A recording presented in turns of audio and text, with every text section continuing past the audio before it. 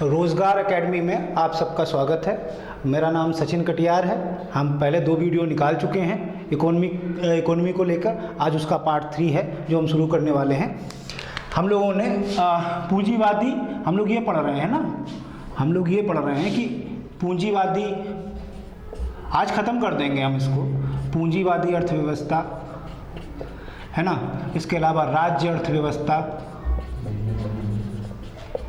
और मिश्रित अर्थव्यवस्था, ये हम लोग ये पढ़ रहे हैं। तो हम लोगों ने क्या किया था, इससे पहले वाले वीडियो में पूंजीवादी और राज्य वाली दोनों समझ ली थी। हम लोगों ने क्या किया था कि पूंजीवादी अर्थव्यवस्था जो होती है और राज्य अर्थव्यवस्था है, ये भी दोनों हमने समझ ली थी। पूंजीवादी अर्थव्यवस्था के बारे में हमने ये पढ़ लिया था, ये एडम स्मिथ की है ना, ये हम पहले ही पढ़ चुके हैं। एडम स्मिथ की हम थोड़ा सा पीछे का रिकैप कर रहे हैं। यहाँ पर कार्ल मार्क्स की थ्योरी है, ये भी हम जानते हैं, है ना। आगे चल के ये 2 हिस्से में बाइफरकेट हो जाती है। बाइफरकेट होके क्या हो जाती है, समाजवादी है, समाजवादी हो जाती है, यहाँ साम्यवादी हो जाती है। ठीक, ये हमने देखा है। हमने ये देखा है कि समाजवादी अर्थव्यवस्था कैसी होती है, साम्यवादी कैसी होती है। लास्ट लेक्चर में हम देख चुके हैं। समाजवादी अर्थव्यवस्था और साम्यवादी अर्थव्यवस्था, जैसे ये हमने बोला था कि ये सोवियत संघ की है, ये सोवियत संघ की है, यानी रूस की थी। सोवियत संघ को पहले, रूस को पहले सोवियत संघ कहा जाता था जब तक उसका बंटवारा नहीं हुआ था। बहुत सारे देश उससे अलग हो गए, तब फिर रूस बन गया और बाकी वो अलग हो गया। ये वाली चीन की थी 1985 से पहले तक। अब तो चीन भी खैर थोड़ी सी, अब कोई भी इतना कठोर नहीं रह गई है, सब में थोड़ा सा लचीलापन आ गया है, सब थोड़ी सी मिश्रित की तरफ तब्दील हो गई हैं। ये हम पढ़ चुके हैं, ये भी हम बहुत डिटेल में पढ़ चुके हैं। हमें लगता नहीं शायद आपको कुछ ऐसा हो जो समझ ना आया हो। फिर भी अगर नहीं समझ आया हो तो फिर मेल कर दीजिएगा, कमेंट कर दीजिएगा, हम और थोड़ा सा देख लेंगे उसे। आज हमको पढ़नी है मिश्रित अर्थव्यवस्था, इसको थोड़ा सा समझ लेते हैं। चलिए ध्यान से सुनिएगा। एक क्वेश्चन हमने किया था, एक क्वेश्चन जो किया था वही देखिए, पहले यही 2 अर्थव्यवस्थाएं थी, एक ये वाली और एक ये वाली। इसमें इसका विरोध ये है, इसका विरोध ये करते थे, इसका ये करते थे। दोनों एक दूसरे के पूरक अलग अलग थे। मतलब अर्थशास्त्री इसका विरोध करते थे, इधर वाले इधर का करते थे, इधर वाले इधर का करते थे। क्योंकि ये कहते थे कि यहाँ पूंजीवादी लोग जो हैं वो शोषण करते हैं, और पूंजीवादी कहते थे यहाँ सरकार शोषण करती है। और दोनों जो है वो अर्थव्यवस्थाएं चल रही थी तब तक, जब तक कोई ऐसी कंडीशन नहीं आई। एक कंडीशन आ गई थी, महामंदी आ गई थी। और जब महामंदी आएगी, जैसे हमने आपको एग्जाम्पल पिछले वीडियो में दिया था कि मान लो कोरोना आ जाए, मान लो कोरोना आ जा रहा है ना, तो ऐसे में ये पूंजीवादी ठप हो जाएगी, राज्य वाली भी ठप होगी। पूंजीवादी इसलिए ठप हो जाएंगी कि ये तो अपना तालाबंदी हो जाएगी इनकी, ये तो बंद करके निकल लेंगे, और राज्य वालों के पास इतना पैसा भी नहीं कोरोना से जो झेल पाएँ। तो दोनों लोग मिलकर इस सिचुएशन से नहीं लड़ सकते। अगर ये वाली कंडीशन क्रिएट हो जाएगी, ये तो कोरोना की बात है, मान लो कोई महामंदी आई, जैसे आई थी 1929 में महामंदी आई थी, तो उस महामंदी के दौर में ये सारी अर्थव्यवस्थाएं जो हैं, जे कहीं ना कहीं ये वाली अर्थव्यवस्थाएं जो हैं कहीं ना कहीं फेल होने लगी थी। तब एक नई संकल्पना पैदा हुई जिसका नाम था मिश्रित। एक नई थ्योरी निकल के आई मिश्रित वाली। अब मिश्रित का यानी मिक्स्ड जो एक अर्थव्यवस्था होती है, मिक्स्ड इकोनॉमी जो होती है, वो इन दोनों को मिला के बनती है। उसी को हमें पढ़ना है डिटेल में। अब देखिए ध्यान से सुनिएगा। अब हम लोग सीधे मिश्रित पढ़ेंगे क्योंकि वही उत्ता छूट गया था, इसके बाद वीडियो समाप्त हो जाएगा हमारा आज। ठीक है, देखिए मिक्स्ड इकोनॉमी, मिश्रित अर्थव्यवस्था, मिश्रित अर्थव्यवस्था, मिश्रित अर्थव्यवस्था। देखिए मिश्रित अर्थव्यवस्था में हमें सबसे पहले 2-3 नाम जानने हैं। सबसे पहले एक नाम है मिनार्ड कीन्स का। मिनार्ड कीन्स बहुत बड़ा नाम है, बड़ा स्पेलिंग में बड़ा नहीं है, कामकाज में बहुत बड़ा नाम है। मिनार्ड कीन्स, मिनार्ड कीन्स की एक पुस्तक थी, मिनार्ड कीन्स की एक पुस्तक थी द जर्नल, मैं लिख दे रहा हूँ द जर्नल। अब इसको हिंदी में नहीं लिख सकते आप, इसको हिंदी में कैसे लिखोगे, ये ऐसे ही रहने दो, नहीं तो फिर यही प्रॉब्लम हो जाती है हम लोगों की। हिंदी मीडियम वाले ये कुछ थोड़ा सा इंग्लिश मीडियम, जो हिंदी मीडियम वाले थोड़ा सा इधर कर लें अपना झुकाव, तो वो बेहतरीन हो जाएंगे। The journal theory of employment,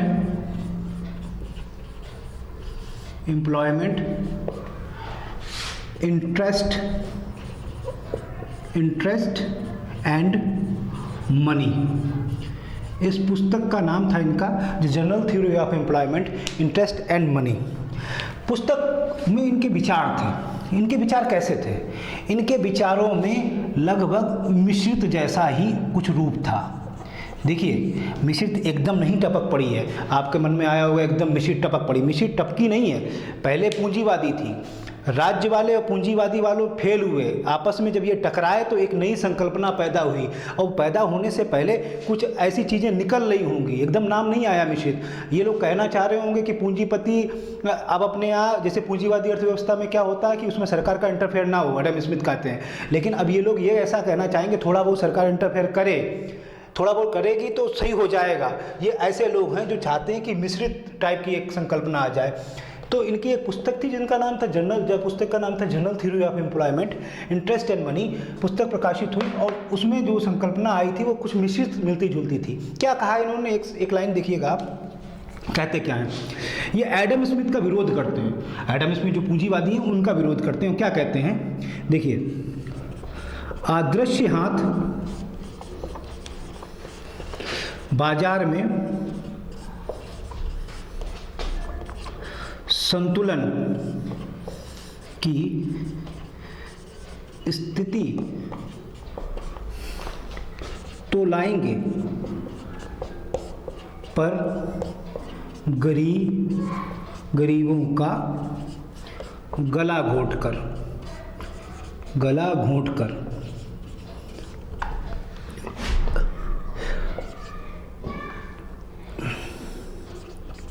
सबको रोजगार नहीं मिल पाएगा।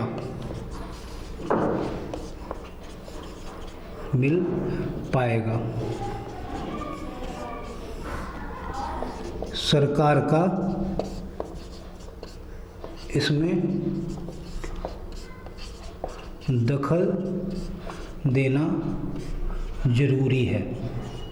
देखिए, आपको काफ़ी समझ आ जाएगा, इन्हीं बातों से आपको बहुत कुछ बातें समझ आ जाएंगी। देखिए, किताब का क्या लिखी, general theory of employment, interest and money. आप समझिएगा एडम स्मिथ के विरोधी हैं, मिश्रित संकल्पना लेके आए, तो एडम स्मिथ की बात को ही काट रहे हैं। एडम स्मिथ क्या कह रहा था, अदृश्य हाथ बाजार में संतुलन स्थिति लाएंगे। इन्होंने ये क्या, आदर्श हाथ वही आदर्श हाथ हैं जो पूंजीवादी लोग हैं। आदर्श हाथ बाजार में संतुलन की स्थिति तो लाएंगे, पर गरीबों का गला घोंटकर आप इमेजिन करके देख सकते हैं, जब पूंजीपति लोग जो प्रवेश करते हैं बाजार में तो चीज़ें इनके मन मुताबिक होती हैं, और जिनको काम नहीं मिलेगा उनका क्या होगा।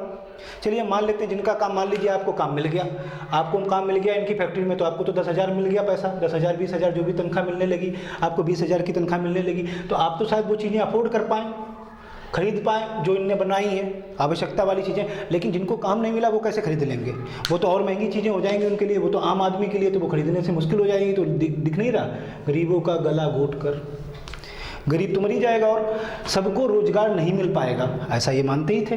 तो इसलिए ये कह रहे हैं कि सरकार का इसमें दखल देना जरूरी है, बल्कि दखल नहीं, यहाँ तक ये कहते थे मजबूत दखल दे सरकार मजबूत दखल दे, मौद्रिक नीति सरकार बनाए अपनी, सरकार अपने विवेक के अनुसार कार्य करे, कुछ जो आवश्यकता वाली वस्तुएं हैं उनका निर्माण सरकार खुद करे, उसका उत्पादन स्वयं करे सरकार।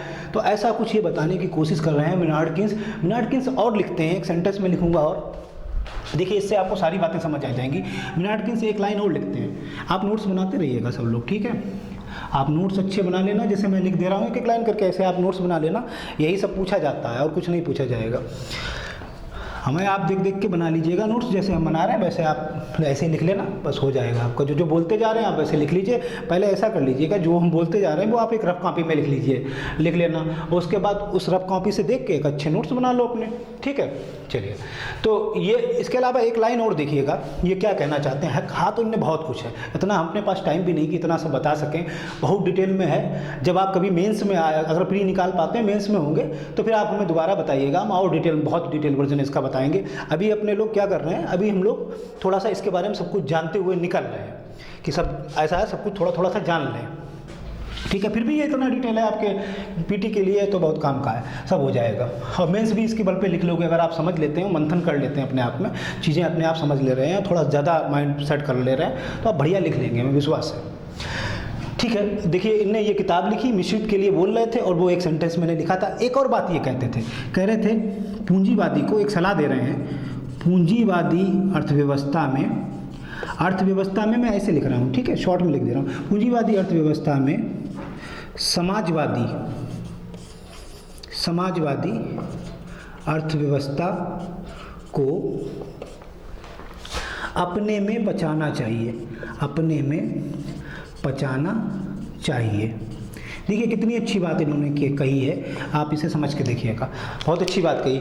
अभी देखिए कोई मिश्रित नाम नहीं आया, मिश्रित नाम आएगा बाद में, पहले ये लोग सलाह दे रहे हैं कि ऐसे मिश्रित बन सकती है, ऐसा कुछ करो, बाद में नाम रख देना ऐसा मिश्रित। तो क्या सलाह दे रहे हैं, पूंजीवादी अर्थव्यवस्था में समाजवादी सरकारी वाली होती है ना, उसका समाजवादी और साम्यवादी दोनों रूप होता है। तो पूंजीवादी अर्थव्यवस्था में समाजवादी जो अर्थव्यवस्था होती है उसे अपने में पचाना चाहिए, मतलब एक ही में मिल जाए, दोनों एक ही मिल जाए। तो क्या कहना चाह रहे हैं, अगर घुल मिल जाएंगे तो मिक्सचर बन जाएगा। मिक्सचर क्या होता है, मिक्सचर क्या होगा, मिक्सचर क्या हो रहा है, किसकी बातें करना चाह रहे हैं, मिक्स्ड।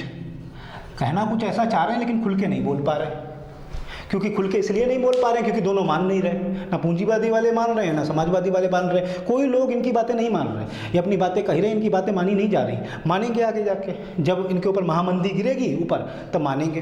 तो ये इनका सुझाव था मिनार्ड कीन्स का। एक और अर्थशास्त्री थे, उनके बारे में भी थोड़ा जान लेते हैं मिश्रित में, ठीक है। एक और अर्थशास्त्री हैं मिश्रित में जिनका नाम है ऑस्कर लॉन्च।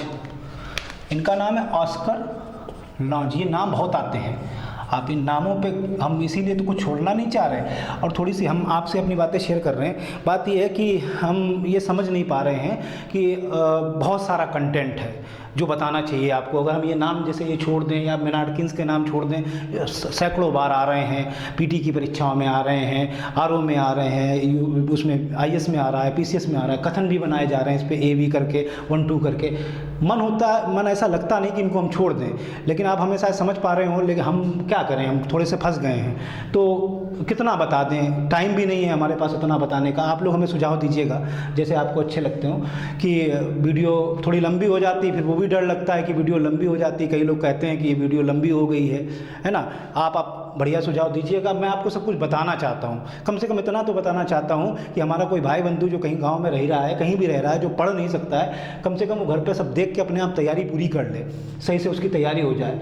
तो आप हमें सुझाव दीजिएगा। अभी तो हम जो भी समझ आ रहा है वो कर रहे हैं, कोशिश तो कर रहे हैं कि आपके पास डिटेल जा सके, लेकिन काफ़ी डिटेल तो बहुत डिटेल होता है। जैसे ये सब चीज़ें हमने ऑफलाइन में पढ़ाई तो 6-7 दिन 8 दिन लगे इन्हें पढ़ाने में। अब 2-3 वीडियो में इसे समेटना, थोड़ा कंटेंट ज़्यादा है लेकिन जल्दी बोलते हैं तो ऐसा लगता है कि शायद आपके समझ नहीं आएगा।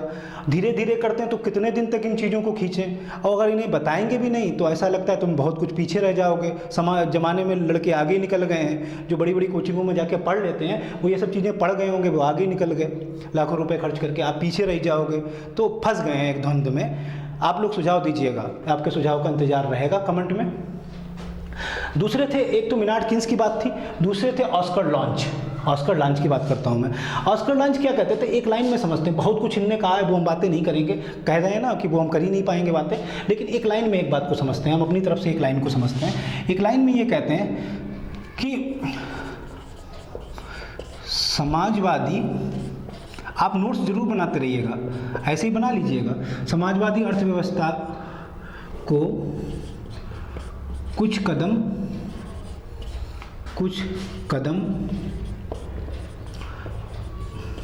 पूंजीवादी अर्थव्यवस्था की ओर बढ़ाने चाहिए।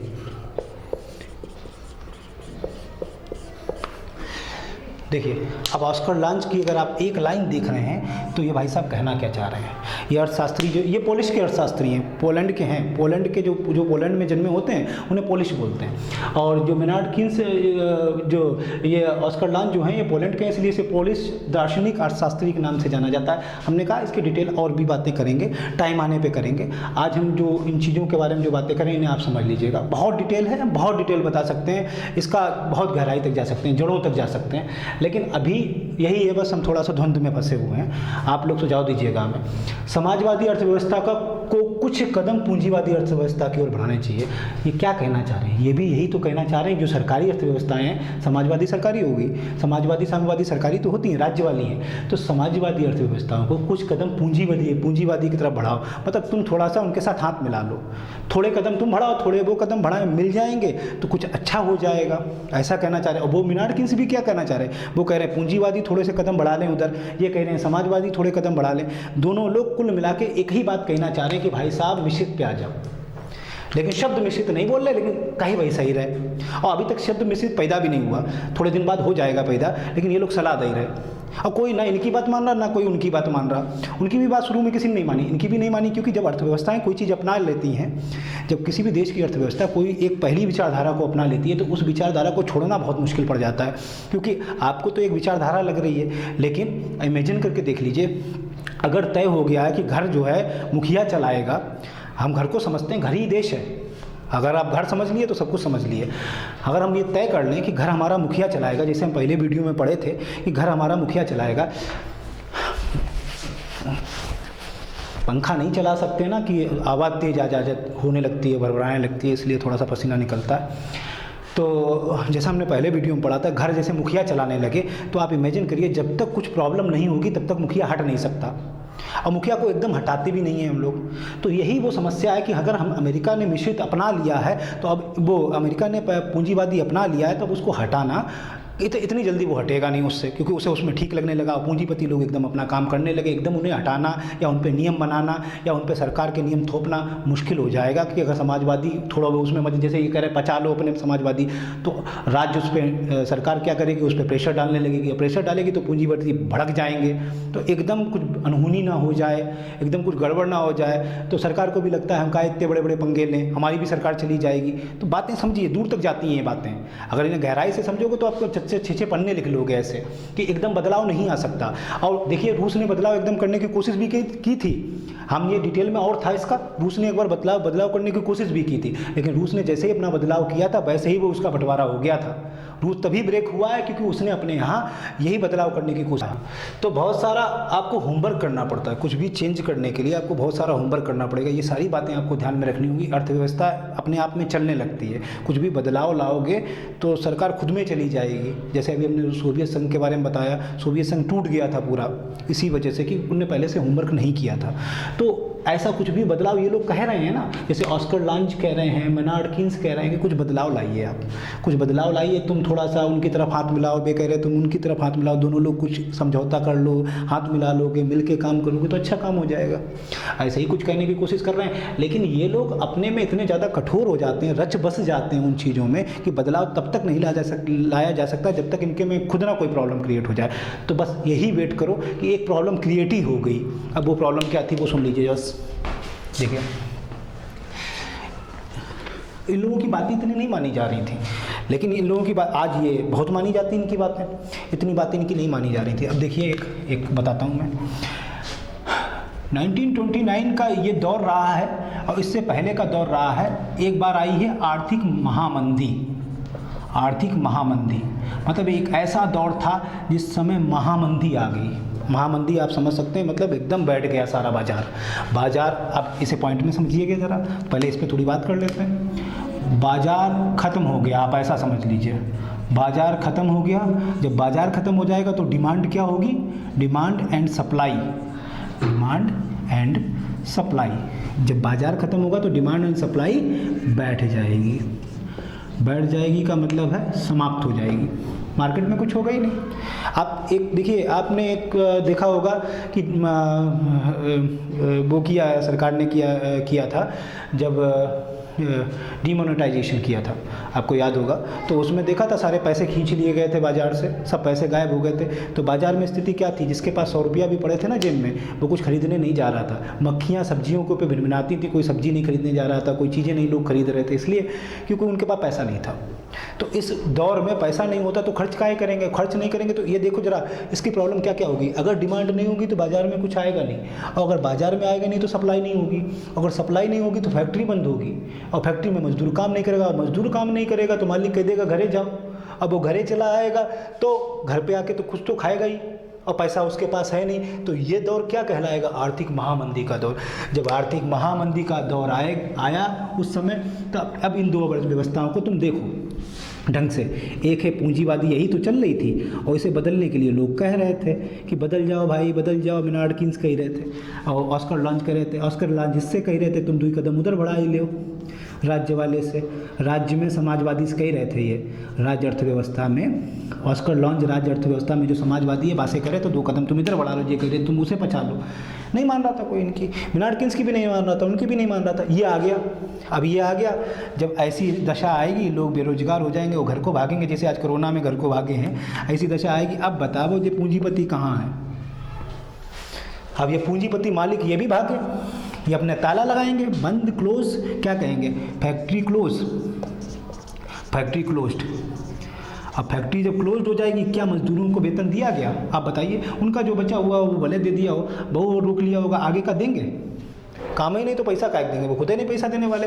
उनकी सप्लाई भी बंद, उनने फैक्ट्री क्लोज कर दी। अब ये कहाँ जाएंगे? घर, और घर भी जाके करेंगे का? कोरोना में आके घर में क्या करा? जब सरकार ने थोड़ी मदद कर दी खाने पीने तो बच भी गए, लेकिन हम ये कह रहे हैं कि क्या करेंगे अब ये घर पे आके? हम पूंजीवादी का एग्जाम्पल ले रहे, घर पे आके क्या करेंगे? कुछ नहीं करने के लिए इनके पास, सब कुछ तो बंद ही हो चुका। घर आएंगे भूखों मरेंगे, क्योंकि पूंजीवादी है ना, कोई और तो आएंगे, जे रात में थोड़ी ना आएंगे देवदूत बन के, मालिक आए साहब खाना दिन के लिए। मालिक अपने घर बैठे होंगे, तुम्हें कहा तुम मरो, मर जाओ, मर ही जाएंगे ये लोग। जब ये मरने लगे तब समझ आया ये भैया गलत है।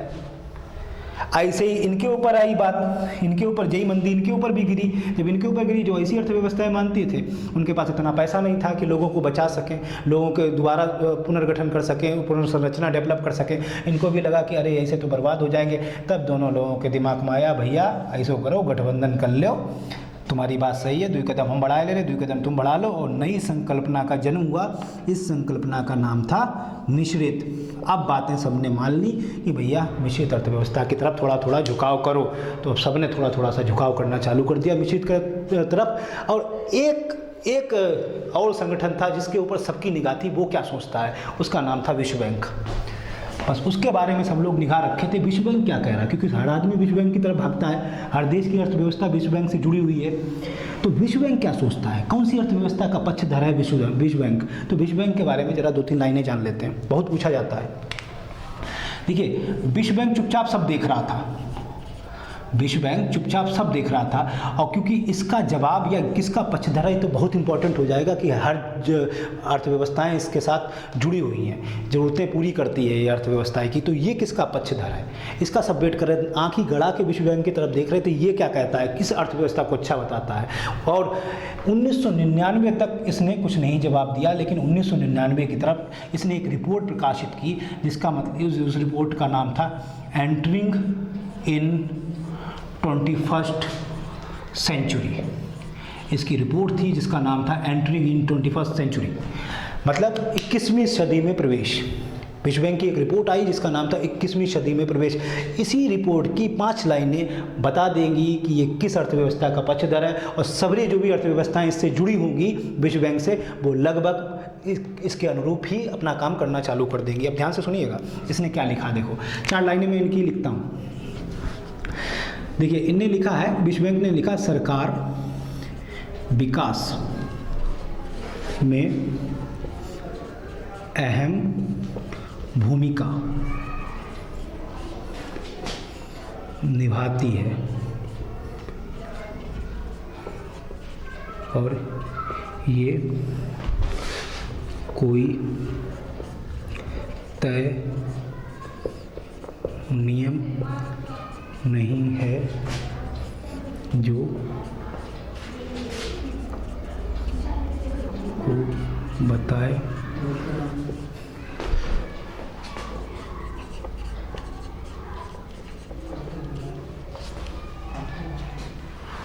हाँ, सरकार विकास में अहम भूमिका निभाती है और ये कोई तय नियम नहीं है कि जो सरकार को ये बताए कि उसको क्या करना है, क्या करना चाहिए।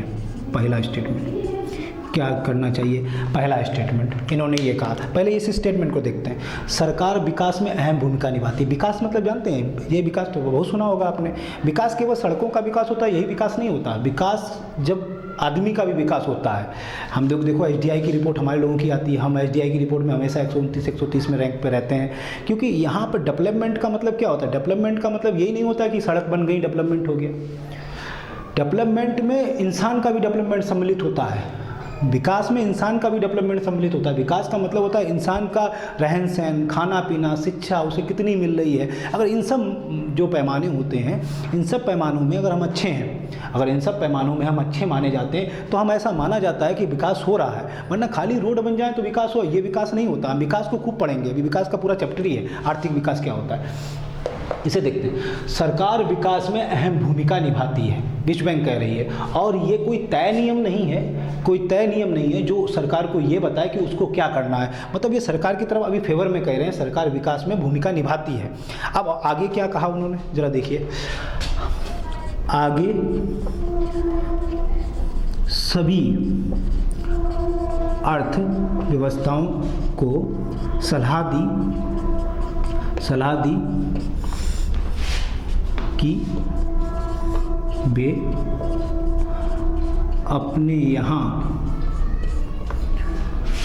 ऐसे सामाजिक,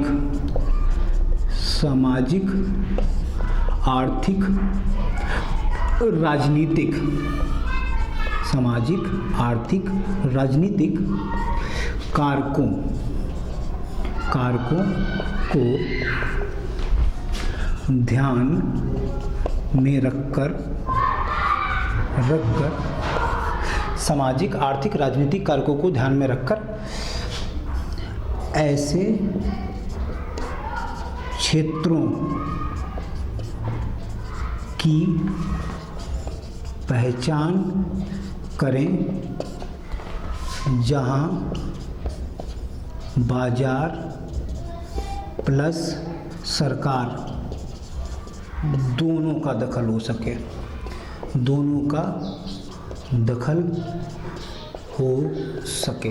देखिए विश्व बैंक ने खेल दिया गेम अपना।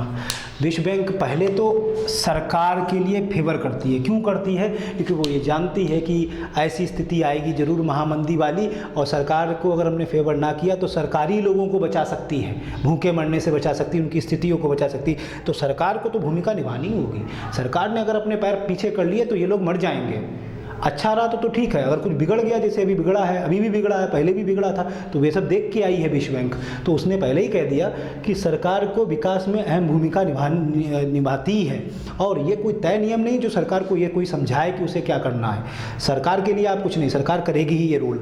आगे सभी अर्थव्यवस्थाओं को सलाह देते हैं वे, विश्व बैंक देती है कि ऐसे सामाजिक आर्थिक राजनीतिक कारक, हर एक देश में सामाजिक, आर्थिक और राजनीतिक कारक होते हैं। सामाजिक, जो समाज में उठापटक चलती है, समाज में आप देखते हैं बहुत सारी सामाजिक एक्टिविटीज़ होती हैं। आर्थिक एक्टिविटीज़ आप जानते हैं जिसमें अर्थ विज्ञान होता है, राजनीतिक, ये सब नेता नगरी जो भी है। तो ऐसे कारकों को ध्यान में रखकर, ध्यान में ऐसे कारकों को इसलिए रखो कि इन कारकों पे कोई काम ना कर देना, इन कारकों पे काम करने पे प्रॉब्लम आ जाती है। सामाजिक कारक कोई होते हैं, जैसे समाज में कोई भी कारक होते हैं, कोई भी चीज़ें होती हैं, उनको सामाजिक, आर्थिक और राजनीतिक चीज़ों को ध्यान में रख के, ऐसे इन्हें पहले ध्यान में रखना है आपको, और ऐसी क्षेत्रों की पहचान करनी है। ऐसे क्षेत्र, सामाजिक, आर्थिक और राजनीतिक क्षेत्र कारकों को ध्यान में रखकर ऐसे क्षेत्रों की पहचान करनी है जिन क्षेत्रों पर दोनों चीज़ें काम कर सकें, बाजार और सरकार दोनों। अब कुछ ऐसी चीज़ें मैं बताना वाला हूँ, आपको ध्यान से समझिएगा। देखिए, मान लेते हैं एक कोई ऐसा क्षेत्र है, मान लीजिए कोई एक अनुसूचित क्षेत्र है, मान लीजिए कोई एक जनजातीय क्षेत्र है, मान लेते हैं हम जनजातीय क्षेत्र है। जनजातीय क्षेत्र में एक अलग तरीके की जनजाति रहती है, उसकी अलग तरीके की अपनी एक अलग ही दुनिया होती है, उसकी अलग ही संस्कृति होती है, अलग ही दुनिया होती है। ऐसी जगह पे बाजार का अगर दखल कराया जाए और सरकार बाजार दोनों दखल करे, और बाजार की एक्टिविटी वहाँ कुछ ज़्यादा होती है तो उन्हें लगेगा मेरे जीवन में दखल कर रहे हो तुम, तो वहाँ की अर्थव्यवस्था जो होगी सो होगी, लेकिन स्थितियाँ का बिगड़ जाए, बहुत ज़्यादा आउट ऑफ कंट्रोल हो जाए। तो वो यही कहना चाह रहे हैं, ऐसे कारकों, एक एग्जांपल देके मैंने समझाया, ऐसे कारकों को ध्यान पे रखो, वहाँ ना लगा देना ये सारा। ऐसे चीज़ों को तो सरकार खुद ही अपनी तरफ से नियंत्रित करती है। देखते हो सरकार वहाँ का प्रशासन स्वयं करती है, इसलिए कि वहाँ पे कुछ संवेदनशील चीज़ें होती हैं ना, ऐसी जनजातियाँ हैं, ऐसे क्षेत्र होते हैं जिन क्षेत्रों में सरकार को डायरेक्ट प्रशासन करना पड़ता है, जहाँ पर सरकार मुख्य भूमिका निभाएगी, सीधी, वहाँ बाजार का दखल नहीं हो सकता। तो ऐसे क्षेत्रों को आप ध्यान में रखिएगा, और ध्यान में रख के उन क्षेत्रों की पहचान करो जहाँ पे बाजार और सरकार दोनों दखल कर सके। अगर वहाँ ऐसा संभव है तो करवा दो दखल। यानी विश्व बैंक जो है कुल मिला के एक कॉन्सेप्ट पे चली आई है लास्ट में जाके, जिसका मतलब है मिक्स्ड। वो कहना चाह रही है कि क्षेत्रों में मिक्स्ड, जो क्षेत्र तुम्हारे ठीक हैं वहाँ पर मिश्रित अर्थव्यवस्था को लाया जा सकता है, लेकिन ऐसा नहीं है कि सरकार की भूमिका ना हो, सरकार की ज़बरदस्त भूमिका हो। है ना, सरकार सही से अपने नियम बनाए, कानून बनाए और उन लोगों को भी प्रवेश कराओ, तो तुम्हारी अर्थव्यवस्था सही चलेगी। जब विश्व बैंक ने ऐसा कह दिया तो कोई डाउट रही नहीं गई किसी के दिमाग में। और भारत ने तो पहले से ही सेट कर लिया था। भारत की अगर हम बात करें तो भारत के बारे में 2 लाइनें जान लीजिए आप, ठीक है, बता रहे देखिए, आराम से आप पढ़िएगा, घबराइएगा कतई मत, ठीक है। मैं सारा सब कवर करा दूंगा आपका, चाहे अर्थव्यवस्था हो, चाहे पॉलिटी हो, चाहे वर्ल्ड ज्योग्राफी हो, जो बताना सब हो जाएगा। अब हम आपसे जुड़े हैं, आप भी जुड़े रहिएगा, देखिए सब अभी आराम से मजाक में सारा करा दूंगा, इतना डिटेल करा दूंगा, कहीं नहीं जाना पड़ेगा। पहले थोड़ा सा करके कॉन्सेप्ट दिमाग आपका बिल्ड कर रहा हूँ कि आपका कॉन्सेप्ट आ जाए, अर्थव्यवस्था में आपका इंटरेस्ट आ जाए, मज़ा आने लगे आपको। मैं अर्थव्यवस्था की बातें करूँ तो आपको लगे दिल पे टच हो रही हैं बातें, फिर हमें भी मज़ा आएगा, आपको भी मज़ा आएगा। चलिए अभी हम थोड़ा सा हो रही है, थोड़ी सी हमें चीज़ें अनकम्फर्टेबल थोड़ा महसूस कर रहे हैं, धीरे धीरे सब मज़ा आने लगेगा, ठीक है। तो ज़रा भारत का और दृष्टिकोण देख लेते हैं। भारत ने तो जो आज़ादी से पहले ही, अगर कभी पूछा जाता है तो लिख लीजिएगा, आज़ादी से पहले से ही ये प्रण कर लिया था कि हम तो भैया मिश्रित अर्थव्यवस्था वाले देश होंगे, मिश्रित ही होंगे। हमने पहले से ही मन बना लिया, आज़ादी से बहुत पहले। और लेकिन हमारा स्वरूप थोड़ा सा बदलता रहा। स्वरूप 1991 के बाद में हम आज भी मिश्रित हैं, तब भी मिश्रित हैं, लेकिन अब थोड़ा सा रूप बदल गया मिश्रित का। अब थोड़ा सा रूप बदल गया, लेकिन है मिश्रित ही, आज भी हम मिश्रित हैं। देखो हमारे यहाँ सरकार भी दखल करती है, पूंजीपति लोग भी हैं, दोनों लोग मिलकर काम करते हैं। पूंजीपति सरकार का भी सहयोग करते हैं, जब सरकार को सहयोग की ज़रूरत होती है, चाहे उनसे कुछ भी चाहिए हो तो वो भी मिल जाता है। बाकी वो अपना टैक्स वैक्स तो सारा भरते हैं, सरकार उन्हें पूरा मदद करती है, वो लोग भी सरकार की मदद करते हैं। तो इसलिए हमारे यहाँ तो मिश्रित ही है। ये थोड़ा सा स्वरूप जो है, थोड़ा सा मिश्रित का थोड़ा सा स्वरूप बदल गया। अब इस स्वरूप के बारे में डिस्कशन करेंगे तो लंबा सा वीडियो हो जाएगा। चलो चलताऊ से थोड़ी सी बातें कर देते हैं, चलताऊ कर देंगे, बाकी आप अपना दिमाग लगा लेना, लंबा हो जाएगा नहीं तो वीडियो। देखिए मान लेते हैं, एक एग्जाम्पल ले लेते हैं, लास्ट में एक एग्जाम्पल से अपनी बात करेंगे। देखो मिश्रित होती कैसी है। देखो मान लो भारत सरकार की एक कंपनी है, कंपनी का नाम है IOCL। मान लेते हैं ये भारत सरकार की एक कंपनी है IOCL, भारत सरकार की कंपनी है IOCL, और ये देश मिश्रित बनना चाहता है। ये देश मिश्रित बनना चाहता है तो क्या करेगा? मान लेते हैं IOCL जो कंपनी है भारत सरकार की, इसमें 100 शेयर है, 100 शेयर है। हम शेयर सब पढ़ाएंगे, अर्थव्यवस्था में शेयर पढ़ने हैं आपको, शेयर क्या होते हैं, कितना क्या होता है शेयर में, वो सब हम पढ़ाएंगे, शेयर मार्केट पूरा का पूरा, तो आपको सब समझ आएगा, मज़ा आने लगेगा कि शेयर में कैसा पैसा लगाया जाता है। हमें लोगों तो इंटरेस्ट से पढ़ना, हमें ये पढ़ना इसलिए नहीं कि हमें एग्जाम देना, हमें पढ़ना इसलिए कि हम अर्थशास्त्री एकदम ज्ञानी बन जाएंगे, फिर आओ हमसे टक्कर लेने के लिए। जब हमें इसमें मज़ा आने लगेगा तो हमें कोई हरा नहीं सकता, और हमने अगर हरना चालू कर दिया तो हमें हर दूसरा आदमी हरा देगा। तो हमें मज़ा आने लगेगा तो फिर तो हमारा इंटरेस्ट आ गया, अब तो खेल है, खिलाड़ी हो गए हम इसके, है ना। IOCL में 100 शेयर है, मान लेते हैं भारत सरकार की कंपनी है IOCL, इसमें 100 शेयर है, और भारत सरकार का मन है कि मान लेते हैं कि भारत सरकार मिश्रित का रूप है भारत का, तो मिश्रित का रूप भारत सरकार पता क्या करेगी, कहेगी कि मान लो कोई कंपनी है तो उसके कुछ शेयर बेच दे, ये मान लेने वाली बात कर रहे हैं हम, सपोज करने वाली। अब इसके मान लो 10% शेयर बेच दिए, 10 शेयर बेच दिए, तो देखो किसे बेच दिए, किसी पूंजीपति को। इससे पैसा मिलेगा, इससे जो पैसा आएगा वो पैसा क्या करेंगे, समाज के ऊपर खर्च किया जाएगा, समाज में बच्चों के ऊपर, शिक्षा के ऊपर, हो सकता है सामाजिक प्राथमिक पाठशालाओं में बच्चों की शिक्षा के ऊपर, खाने पीने के ऊपर, लोगों के स्वास्थ्य के ऊपर। आयुष्मान कार्ड बनवाए, देखो वो भी पैसा सरकारी तो दे रही है, 5-5 लाख का बनवा दिया, कितना पैसा सरकार कहाँ से दे रही होगी, आप आइडिया लगाइए। हम बहुत जल्दी सरकार को 50 गालियाँ दे देते हैं, कोई भी सरकार आ जाए, मैं किसी सरकार का सपोर्टर नहीं हूँ, लेकिन मैं ये कहना चाह रहा हूँ, ये 4-4, 5-5 लाख के जो आपको बीमा कवर दे देती है सरकार, या आयुष्मान कार्ड में इतना दे रही है, ये पैसा तो सरकारी दे रही है, कहाँ से ला रही है वो पैसा, कहाँ से ला रही, आपकी मदद कर रही है जो इतनी सारी। तो देखिए 10% जैसे शेयर बेच दिया और 90% सरकार के पास रह गया, तो 90% सरकार के पास रह गया। अभी भी देखो किसका रूप पावरफुल लग रहा है तुम्हें, सरकारी, लेकिन कुछ हिस्सा शामिल कर लिया है। लेकिन अगर यही चेंज हो जाए, चेंज होते होते 51 इधर हो जाए, 49 इधर हो जाए, तो लगभग बराबर के पार्टनर तुम्हें दिखने लगेंगे, लेकिन अभी भी सरकारी है क्योंकि 1% ज़्यादा है अभी भी सरकारी। लेकिन कभी कभी ऐसा हो जाता है क्या कि अब इधर रह गए 10%, इधर रह गए 90%, 90 हो गए, तो अब ये सरकारी नहीं हो गई, ये हो गई प्राइवेट, तो ये ज़्यादा हिस्सा बेच दिया। तो मैं क्या कहना चाह रहा हूँ, भारत आज़ादी से पहले ही मिश्रित वाला था, 1991 के बाद भी मिश्रित वाला है, वो आज भी मिश्रित वाला है, थोड़ा सा स्वरूप बदल गया भाई साहब। क्या कहना चाह रहा हूँ, पहले ऐसा कुछ था, पहले हम अपने शेयर बहुत कम बेचा करते थे, लेकिन मिश्रित थे। 1-2 कंपनियां आई भी थी जिनके सहयोग से हमने कंपनियां लगाई हैं, ये सब पढ़ोगे आप, अभी उद्योग में पढ़ेंगे हम किन के सहयोग से कहाँ पे कौन सी कंपनियां लगाएंगी, स्टील की, आयरन की, जो भी है। तो उस समय हमने थोड़े से शेयर उन्हें दिए, या थोड़ी सी उनकी कंट्रीब्यूशन लिया। लेकिन आज के दौर में क्या करते हैं, हमें पैसा ज़्यादा ज़रूरत पड़ रहा है अपने डेवलपमेंट के लिए, विकास के लिए पैसा ज़रूरत पड़ रहा है, लोगों के स्वास्थ्य सुविधाओं के लिए, लोगों को बेहतर ज़िंदगी दे सके, सरकार की कोशिश है बहुत बढ़िया ज़िंदगी दे सके, तो इसलिए उसको पैसा चाहिए। तो वो अपनी जो सरकारी गवर्नमेंट कंपनियां हैं वो उनको बेच रही है। इसका हम ये नहीं कह रहे ये बिल्कुल सही है, यहाँ से रोज़गार भी जाएगा लोगों का, यहाँ से निगेटिव भी निकलता है बहुत सारा, लेकिन मैं पॉजिटिव सोच के इसलिए बता रहा हूँ, अर्थव्यवस्था पढ़ा रहा हूँ, क्यों निगेटिव आपका माइंड कर दूँ। आप बाद में कभी डिस्कशन करेंगे कंक्लूजन पे इसको लेके, लेकिन अभी आपको स्वरूप समझ आ रहा है। पहले ऐसा कुछ स्वरूप था कि यहाँ से कम दिए जाते थे, समझ लीजिए, ऐसा एग्जाम्पल लेके बता रहे हैं थोड़ा सा। यही नहीं है कि इसमें कुछ दिया गया है, लेकिन हम एक एग्जाम्पल ले लिया है। एग्जाम्पल मतलब कोई भी चीज़ ऐसी होती है तो सरकार पहले थोड़ा सा शेयर दे रही थी, ठीक है, लेकिन अब कंडीशन क्या है, अब थोड़ा सा बदल गया शुरू, ये बदला। आप जब आप आगे उद्योग पढ़ोगे तो आपको समझ आएगा सही है। पहले सरकार शेयर कम देती थी, अब सरकार देखो बहुत सारी कंपनियां जो पूरी बेच देती है सरकार धन उगाही करने के लिए। तो आप अब मिश्रित कैसा कहोगे, अब तो थोड़ा सा पूंजीपति की तरफ ज़्यादा झुकाव लग रहा है, या धन ज़्यादा पैसा चाहिए धन उगाही के लिए, तो कंपनियां बेचने में जुटे पड़े। तो मिश्रित जो है तब भी मिश्रित थी, आज भी मिश्रित है, 91 भी मिश्रित थी, अब मिश्रित का स्वरूप बदल रहा है। कैसा बदल रहा है, आइडिया शायद आपके दिमाग में आ गया होगा। 2-4 घंटे भी इस पे बात कर सकता हूँ मैं, टाइम आएगा तब करूँगा करके, खूब डिटेल में बताऊँगा कैसा कैसा कौन कंपनी के साथ क्या क्या हो रहा था, इस पर खूब डिटेल में बात करूँगा। आज हमें लगता होगा कि हमने ये पूरा चैप्टर, हमें ऐसा लग रहा है हमने सही से समझा दिया आपको, हमें लगता है समझ में भी आ गया होगा। थोड़ी बहुत अगर मन में कुछ डाउट आउट हो तो आप कमेंट में हमें बता दीजिएगा, और मेरे उस द्वंद्व जो मेरे मन में चल रहा है उसका सोल्यूशन आप ज़रूर बताना कि क्या ये कंटेंट ज़्यादा है हमारे पास, और बताने के लिए ये वीडियो लंबी हो जाती है, तो ये लगता है थोड़ा सा आप सुझाव दीजिएगा कि आपको लंबी वीडियो चाहिए है, या आपको कंटेंट हम पूरा दें, या हम थोड़ा सा कम कर दें, 30-20% कर दें, आप खुद कर लेंगे। थोड़ा सा आपके समझ आ रहा है, जैसा भी आपके मन में जो भी विचार चल रहे हो कमेंट में हमें ज़रूर बता दीजिएगा। हम थोड़े से नए हैं इस फील्ड में, आप हमें बता देना, हम बहुत अच्छे से बताएंगे और हम आपका साथ कभी नहीं छोड़ेंगे, ये आप विश्वास रखिएगा। बस ये हमारा भी करते रहिएगा। थोड़ा सा रोजगार एकेडमी हमने बनाई है, और इसके पीछे हम तो भाई कुछ जानते नहीं इतना सारा, हमें इसके पीछे जो लोग हैं हमारे जो बने हैं पार्टनर, वो सारा काम करते हैं, उन्हीं का सारा ये सेटअप है। तो ये रोजगार एकेडमी बनाई है, उन्हीं के कहने पे इसे लाइक कर दीजिएगा भाई, शेयर कर दीजिएगा, सब्सक्राइब कर देना, कमेंट भी कर दीजिएगा।